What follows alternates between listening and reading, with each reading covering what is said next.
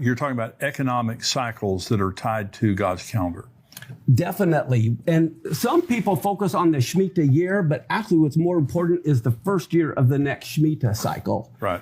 And you look at all of the stock market crashes over the last 20, 30 years, they all begin at the end of the Shemitah and the beginning of the new cycle. Right.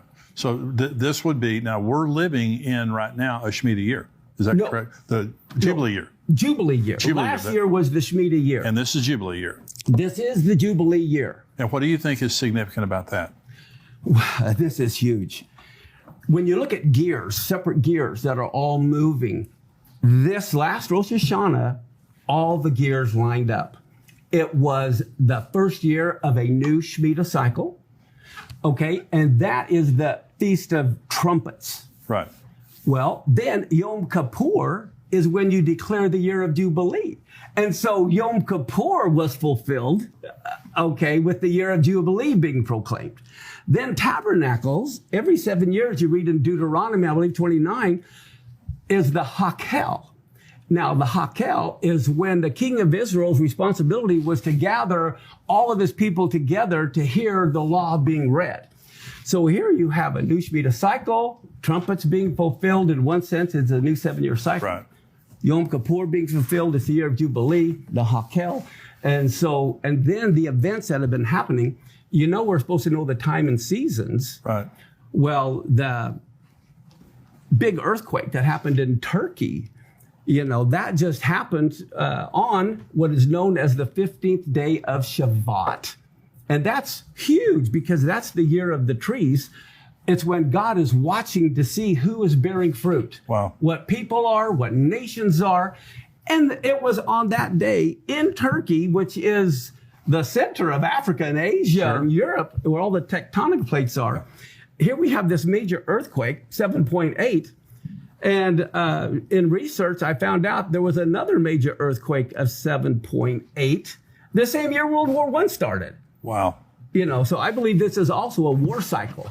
Because the 67-year war happened the first year of a Shemitah. The 73 Yom Kippur War happened the first year of a Shemitah. Wow. You've got the Gaza War, the first Intifada, the Quartet began. I mean, it's a war cycle. It's an economic cycle. And there's earthquakes that are tied to all of that as well. One of the things that it really fascinates me is these things don't happen by chance. Exactly. And you're saying Exactly. when you go to God's day timer, God declares the end from the beginning.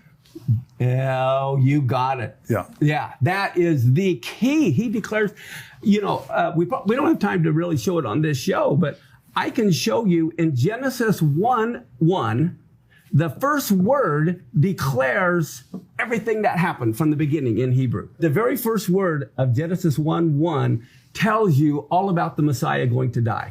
Wow. Yeah, it tells you everything about it. And I can even show you the timing of the first and second coming of Messiah in Genesis 1:1 in Hebrew. Good grief. Yeah, it's all there. It is all there, especially in the first word. So where do you believe that we are right now on God's calendar? Because this being a Jubilee year, it's a huge deal. Yes. Well, there won't be another one for 50 years. Exactly. And that's why this is so significant. Yeah. I have a list. I haven't showed you this. This is every Shemitah year and every Jubilee year all the way back to creation. Wow. And people can get it for free on our website. What is your website? Tell everybody. ESM.us. Good. We have so much stuff free. You just go to where it says resources, go to handouts, and you can go down to the letter S, Shemitah year. But for example, here we are right now in 20, every square is 7-year cycle. Right. Okay, so here's 2022 to 2023, and it goes to year from 5783 to 5789. That's the 7 years. The 2022 goes to 2028, 2029. But that's how I have this chart. I show where the blood moons occurred. But you see, we became a nation, okay, in 1776. Well, guess what? That was right before a Jubilee year. It so happens in 1776. Wow. That was led from a Shemitah year to a Jubilee year. Wow. That's incredible. But I go through and I have a lot of the key events on here in history. Well, I would encourage you to go on that website and get that. So You said on one of our shows, and people have just been talking about this ever since. So you believe that the 7-year tribulation is a Shemitah cycle? It has to be. If you remember, back in Leviticus, God commanded Israel to, every 7th year, they had to set people at liberty. It was an economic. Right. This is where we get our 7-year bankruptcy law from. Right. Okay. That's right. It was an economic reset every 7th year. Well, so then what happens is now, as we look at the year we're at, we see we're entering a year of Jubilee. And so this last year was an economic reset. And in the book of Daniel, we know Daniel was Jewish, right? Right. Yeah. So he talks about 70 weeks. And they're 70 weeks of years, where we get the 490 from. Right. Well, if it's 70 weeks of years, those are all Shemitah weeks.